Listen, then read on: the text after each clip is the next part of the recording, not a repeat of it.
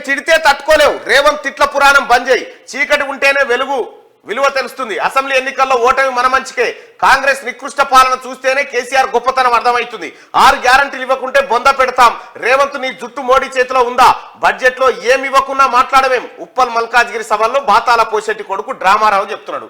మేము తిడితే తట్టుకోలేవట, నువ్వు తిట్టుడు తర్వాత మీ పార్టీ కార్యకర్త ఏమో అంటుండు. నేను మరి వాళ్ళ పార్టీ కార్యకర్తనే అంటున్నాను. నీవు గిది నొక్కాల లాస్ట్ చలో మైక్ పెట్టు. అయ్యో డైరెక్ట్ పంపాలి, డైరెక్ట్ షేర్ అని క్లోజ్ చేయి. అయ్యో ప్లే అయితలేదే.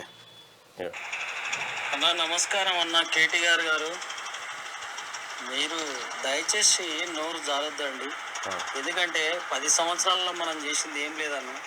2021 సొంత పార్టీ కార్యకర్తలు తిడుతుండు, దయచేసి నోర్లు జారులు బంద్ చేయి, చీట మాటలు బంద్ చేయని సొంత పార్టీ కార్యకర్త చెప్తున్నాడు. మీరు చెప్తున్నాడు ఇక ఈయన మేము తిడితే తట్టుకోలేవట, మీరు నోరెందుకు అవుతుంది, మీరు మోరా